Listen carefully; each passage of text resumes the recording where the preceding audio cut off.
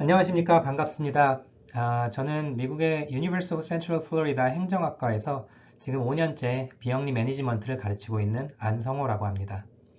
네, 오늘 저는 간단하게 미국 공익법인 데이터가 어떻게 제공되고 있는지를 설명을 드리고 그 데이터를 활용한 제 연구 하나를 소개시켜 드릴 건데요.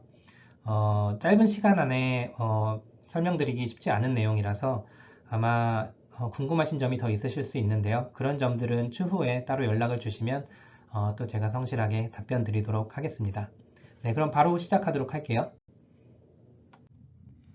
네, 미국에서는 지금 전국적으로 한 150만 개 정도 되는 비영리 기관들이 운영 중인 것으로 추산하고 있습니다. 지금 한국의 결산 보고서와 같은 형식으로 미국에는 F990 폼이라는 것이 있는데요. 그 한국에서 하고 있는 결산 보고서랑 내용은 제가 보니까 비슷한 것 같아요. 그래서 여러 가지 수입 지출에 대한 내용이나 지금 직원들 숫자, 자원봉사자들 숫자 이런 다양한 정보들이 담겨 있고요. 미국 같은 경우는 3년의 유예 기간이 있습니다. 그래서 3년 연속으로 이 보고서를 제출하지 않은 경우에는 세금 면제나 아니면 기부금 소득공제 같은 지위를 박탈당하게 됩니다. 비영리 기관들이 이렇게 세금 보고를 한 역사는 굉장히 오래되었는데 사실 관련된 데이터를 활용한 역사는 길지가 않습니다. 그 이유가 최근까지도 비영리 기관들이 종이로 된 거에다가 실제로 펜으로 정보를 다 써가지고 우편으로 보내고 국세청에서 그거 다 수기로 검토하고 이런 방식으로 했고요. 그래서 이 관련된 데이터를 좀 달라고 요청을 하면 국세청에서는 그 요청하는 기관들의 리스트를 보고서 그 번호가 맞는 기관들을 찾아서 이 보고서를 사진으로 찍어서 그 사진을 이미지 파일을 DVD에 담아서 보내줬어요. 그러다 보니까 이거 돈도 많이 들고 이거를 이제 분석할 수 있는 방식으로 전산화 시키는 것들이 거의 불가능했죠. 그래서 아주 소수의 기관들만 제한된 데이터를 활용해서 분석에 사용해 왔는데 최근에 이제 오바마 정부 때부터 이 시스템을 보고 시스템을 전산화 시켰습니다.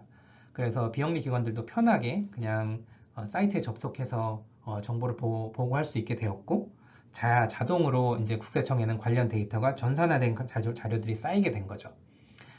그래서 2016년부터 국세청에서는 지금 무료로 이 데이터를 공개하고 있습니다. 그래서 지금 이 화면을 보시면 이제 국세청의 홈페이지인데요. 그래서 여기 이제 찾는 화면에서 이제 그 사업자 법인 등록번호 같은 거죠. 그런 걸 넣거나 아니면 기관의 이름을 넣거나 하는 방식으로 자기가 보고자 하는 기관을 찾아서 그 기관의 세금 보고서를 찾아볼 수 있는 시스템이 만들어져 있습니다. 그래서 지금 현재는 개별 기관들의 데이터는 국세청에 들어가서 보면 됩니다. 근데 문제는 이제 연구자들이 좀 대량의 데이터를 필요로 할 때 국세청에서는 이거를 뭐 연구에 분석할 수 있는 어떤 형태로 가공해서 제공하고 있지 않기 때문에 그래서 로우 데이터 방식으로만 제공을 하고 있어요. 그래서 이제 이 프로그래밍을 통해서 이제 연구자들이 연구할 수 있는 방식의 데이터셋을 만들어야 되는데 그런 기술이나 이런 거 익숙하지 않으신 연구자들은 활용하기가 굉장히 힘들죠. 그래서 지금 다양한 민간 기관들이 협력해서 이것은 연구자들에게 보다 편한 방식으로 제공할 수 있는 노력이 이루어지고 있습니다. 네, 그 한 사례가 지금 Non-Profit Open Data Collective라는 곳에서 제공하고 있는 데이터셋인데요. 지금 여기 보시는 것처럼 여러 가지 기관들이 협업을 해서 대학들도 있고 보시면 미국의 가이드스타도 있고 그 오픈 990라는 회사도 있고요. 같이 협업을 해서 연구자들이나 이해관계자들이 편하게 쓸 수 있는 바로 활용할 수 있는 데이터를 여러 가지 방식으로 제공을 하고 있습니다. 그래서 정리를 해보면 이 공익법인 데이터가 필요한 저 같은 소비자의 입장에서는 지금 그 국세청 홈페이지에 들어가서 필요한 데이터를 직접 다운받을 수도 있고요. 그런데 이제 연구나 좀 다양한 기관들의 데이터가 필요한 경우에는 그런 직접 데이터를 뭔가 가공하는 데 드는 노력이나 시간이 많이 필요하기 때문에 활용하기는 어려운 부분이 있고, 그래서 이제 가이드스타나 다른 이제 뜻이 있는 사람들이 모여서 민간 영역에서 이 데이터를 가공해서 또 연구 목적으로 활용하기 좋게 그렇게 나누는 어떤 노력들이 또 있습니다. 그것과 함께 지금 이제 그래서 앞으로는 미래는 어떻게 될 것이냐를 생각을 해보면 비영리 데이터들이 축적되고 있는 것이 단순히 이런 그 994만 있는 것은 아니거든요. 그러니까 지금 그 정부에서 국세청의 데이터랑 마찬가지로 다른 기관의 데이터들도 많이 전산화가 되면서 축적되고 있잖아요. 한 예로 이제 노동통계국에서는 미국 기업들의 이제 고용이나 임금 데이터들을 이제 분기별로 이제 통계를 발표를 하거든요. 근데 거기에서 비영리 섹터는 포함되어 있지 않아요. 근데 분명히 같은 방식으로 데이터를 모으고 있기 때문에 정보를 가지고 있을 텐데 그렇지 않아서 지금 연구자들이나 이제 비영리 섹터의 그런 현장에 계신 분들이 정부를 상대로 이 데이터를 공개해 달라고 계속 요구하고 있는 상황입니다. 그래서 앞으로 이런 다양한 데이터들이 더 공개되는 방향으로 간다고 보면 각각의 원 소스를 가지고 있는 이제 정부 기관이나 어떤 단체들이 데이터를 공개를 할 때 이런 데이터가 필요한 다양한 수요자들이나 고객들도 생겨날 것 같고요. 그러면 이런 데이터들 가공하고 합치고 이렇게 종합적으로 제공을 해주는 그런 서비스들도 앞으로 더 필요하지 않을까 그렇게 생각을 해봅니다. 네, 이렇게 미국의 공익법인 데이터 현황에 대해서 간단히 알아봤고요. 이런 데이터를 활용해서 할 수 있는 연구들이 많이 있을 겁니다. 그런 공익법인 매니지먼트 관련된 연구들, 돈을 어떻게 벌어서 어떻게 쓰고 있고 어떻게 효과적으로 쓸 수 있는지 아니면 펀드레이징을 어떻게 하고 있는지 발런티어링을 어떻게 자원봉사자를 어떻게 운영하고 있는지 다양한 연구들이 있죠. 근데 저는 오늘 뭐 여기서 한 단계 더 나아가서 어떻게 하면 이 데이터를 활용해서 창의적인 연구들을 할 수 있을지에 대해서 제 연구를 하나 소개시켜 드리면서 좀 같이 얘기해 봤으면 좋겠어요. 제가 소개시켜 드릴 제 연구는 미국 비영리 노숙인 쉼터 운영 비용 추계 및 정책 재현이라는 연구인데요. 배경을 간단하게 말씀을 드리면 미국의 그 홈리스 문제가 굉장히 심각하다는 것을 많이 알고 계실 겁니다. 지금 여기 그래프 보시면 연도별로 미국의 노숙인 인구를 이제 추산해서 보여주고 있는데요. 정부가 많은 노력을 기울이고 있음에도 인구가 잘 줄어들지 않고 코로나 이후에는 지금 오히려 급격하게 다시 늘어나고 있는 추세입니다. 미국 정부에서도 심각성을 인지를 해서 지금 2007년에서 2017년 10년 동안 정부 예산이 2배 이상 늘었고요. 그래서 지금 뭐 한국 돈으로 5조 원 이상 투입을 하고 있는데 그래도 지금 잘 해결될 기미가 보이질 않죠.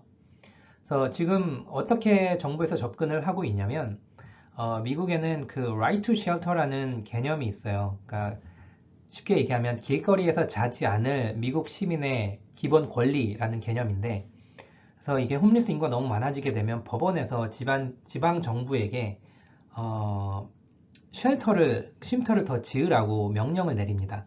그러면 지방 정부는 그 명령을 따라서 쉼터를 더 짓죠. 그래서 이렇게 해서 지금 커버가 되느냐? 지금 현 상황에서 이렇게 돈을 쓰고 있으면서도 한 40% 정도의 홈리스 인구에 대해서는 정책이 커버하지 못하고 있는 상황입니다. 여기서 제 연구가 던지는 질문은 뭐냐면 이런 맥락에서 쉼터가 계속 지어지고 있고 홈리스 인구가 계속 늘어나고 있는데 사실 쉼터는 정부가 짓고 운영하는 것이 아니라 다른 사회 서비스들과 같이 비영리 기관들이 운영하는 경우가 굉장히 많거든요. 근데 정부의 지출이 이만큼 늘었다라고 하는 통계를 보면 정부가 직접 지출하는 것, 지원하는 것만 나와 있어요. 그래서 사실상 지금까지 미국의 노숙인들을 지원하기 위한 쉼터를 짓고 운영하는 비용이 얼마인지 아무도 계산해 본 적이 없다는 겁니다. 그래서 이 비용을 어떻게 하면 계산할 수 있을까 생각을 해봤더니 이 쉼터들이 비영리 기관이라면 그 아까 얘기한 그 994을 보고를 할 거 아니에요? 거기에 돈을 얼마를 벌어서 얼마를 썼는지가 나와 있으니까 그 데이터를 활용하면 미국 전체에 들어가고 있는 그 비영리 홈리스 쉘터의 운영 비용을 계산해 볼 수 있다는 거죠. 그래서 이 연구는 과연 미국 전체에 노숙인 쉼터를 운영하는 데 드는 연간 비용이 얼마이며 우리가 이거를 감당할 수 있는 건가 라는 정책적 질문을 던지는 겁니다. 네, 그래서 제 연구에서 어떤 구체적인 방법을 써서 이 비용을 추계했는지를 말씀을 드릴 건데요. 미국 연방정부에서는 매년 홈리스 인구를 전수조사합니다. 각 거리마다 사람을 이제 자원봉사자들을 다 풀어요. 그래서 거리에서 몇 명이 자고 있는지, 그리고 각 쉼터에서 몇 명이 자고 있는지를 다 계산을 합니다. 그래서 그 데이터를 보면 이 사람이 어디서 잤는지가 나오기 때문에 쉼터에 대한 정보가 있습니다. 그래서 그 쉼터의 정보를 뽑아내면 우리가 그 미국 전역에 있는 쉼터 정보를 파악할 수가 있어요. 그래서 이 데이터를 국세청에 있는 그 990 폼 데이터랑 매칭을 시키면 이 기관들이 1년 동안 쓴 비용에 대한 추계를 할 수가 있는 거죠. 네, 이 구체적인 계산 방법은 좀 복잡하기 때문에 제가 생략을 하고 일단 기본적인 접근법이 보수적인 접근을 했다라는 것만 말씀을 드릴게요. 그러니까 예를 들면 한 쉼터가 있는데 그 홈리스 쉼터가 또 다양한 여러 가지 서비스를 제공하는 경우가 있기 때문에 그 기관이 쓴 비용을 다 그 침상을 운영하는 비용으로 계산하면 좀 과다 계산될 수가 있잖아요. 그래서 되도록이면 영세한 기관들만 추려서 저희가 과다 계산을 하지 않고 최대한 보수적인 접근을 했습니다. 이 기본적인 계산은 간단해요. 그래서 뭐 예를 들면 10개의 침상을 운영하는 쉼터가 있으면 그 연간 비용이 있을 거 아니에요? 그 10개의 침상을 운영하는 그 연간 운영비를 나누기 10 하면 침상 하나를 운영하는 1년간의 운영비가 나오는 겁니다. 그래서 이거를 계산해서 미국 전역에 있는 쉼터의 침상 개수를 다시 곱하면 미국 전역의 쉼터를 운영하는 연간 비용이 나오겠죠. 그래서 이렇게 계산된 결과를 함께 보면요. 지금 보고 계신 표는 지금 쉼터가 1년 동안, 쉼터의 침대 하나가 1년 동안 운영되는 비용을 계산한 건데요. 지금 temporary라고 되어 있는 것은 단기 쉼터를 말하고요. permanent라고 하는 건 영구 임대주택으로 생각하시면 될 것 같아요. 그리고 저희가 이제 평균값 mean과 함께 중앙값 median 그리고 최빈값 모두를 같이 제시하고 있습니다. 계산한 결과를 보면 단기 쉼터에 침대 하나를 운영하는데 한국 돈으로 1년에 2천만 원에서 한 3천만 원 정도가 필요합니다. 놀라운 것은 영구 지원 주택을 제공하는 것도 1년간 운영 비용이 2천만 원에서 한 3,500만 원 정도 든다는 거예요. 그러니까 똑같은 사람을 쉼터에 보내는 것과 영구 지원 주택을 지원하는 것의 비용이 생각보다 크지 않다는 게 저희 연구의 첫 번째 발견입니다. 자, 그러면 침대 하나당 가격이 이렇다면 미국 전체 쉼터를 운영하는 데 들어가는 돈은 과연 얼마나 될까요? 네, 여기 표에 보시면 크게 잡아서 저희가 중앙값, 최빈값, 이제 평균값으로 했을 때 다르게 나온 값들의 그 범위를 보면 17조, 18조 원까지 들죠. 앞에서 지금 중앙정부에서 쓰는 돈이 지금 4조 원, 5조 원 정도 된다고 했는데 그것보다 최소 3배, 4배가 드는 걸로 봐야 됩니다. 근데 이 들어가는 비용에 대해서 사실 아무도 계산해 본 적 없었다는 거죠. 놀랍지 않습니까? 그리고 저희가 공익법인 데이터를 가지고 추가로 계산해 본 게 있습니다. 바로 얼마나 많은 직원들이 쉼터에서 일하고 있는가. 지금 보시면 그 지도에 표시되어 있는 게 각 주별로 몇 개의 쉼터가 있는지를 보여주는 거고요. 여기서 일하는 직원들을 계산을 해서 추계를 해보니까 전국적으로 약 21만 명 정도가 노숙인 쉼터에 종사하고 있습니다. 이게 얼마나 많은 숫자일까요? 미국에 가보신 분들은 아마 알 건데요. 미국에서는 커피숍이면 대부분 스타벅스입니다. 그리고 어디 가나 맥도날드가 있어요. 한국의 치킨집 같은 의미죠. 그런데 미국 전역의 스타벅스나 맥도날드에 종사하는 인구의 수와 노숙인 쉼터에 종사하는 직원들의 숫자가 크게 다르지 않습니다. 엄청나게 많죠. 그런데 우리는 스타벅스나 맥도날드는 어디서나 보지만 쉼터는 잘 보지 못하죠.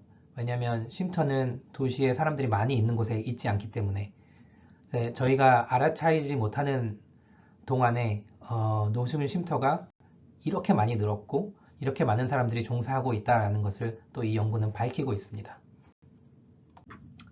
그래서 이렇게 홈리스 정책에 들어가는 어떤 사회적 비용, 민간 비용까지 포함해서 얼마가 들어가는지를 처음으로 알아봤다라는 이제 의미를 가지면서 정책적으로는 우리가 단기 쉼터랑 영구임대주택의 비용을 비교해 봤잖아요. 네, 단기 쉼터가 뭐 적은 비용을 들이는 것 같지만 사실상 운영하는 데는 그 비용 차이가 크지 않다. 그래서 단기 쉼터는 단기적으로 있다 나가는 거기 때문에 단 한 명의 홈리스 인구도 줄이지 못하는 정책인데 그보다는 근본적으로 홈리스 인구를 줄일 수 있는 다른 정책들을 비용적으로 생각해 봐도 하는 게 맞지 않냐 이런 질문을 던지는 의미가 있다고 볼 수 있을 것 같습니다. 아울러서 이제 저희 연구는 이제 홈리스 정책에 대해서만 했지만 비영리 기관들이 다른 많은 사회 서비스들을 담당하고 있기 때문에 이 비슷한 접근을 다른 영역에서도 이 공익법인 데이터를 활용해서 해볼 수 있을 것 같고 그렇게 했을 때 좀 더 효율적이고 효과적인 정책을 개발하고 개선해 나가는데 기여할 수 있을 걸로 생각을 합니다. 네, 제 발표는 여기까지고요. 네, 들어주셔서 감사합니다. 그 질문이 있으신 분들은 저에게 이메일로 연락을 주시면 제가 성심성의껏 답변을 드리도록 하겠습니다. 고맙습니다.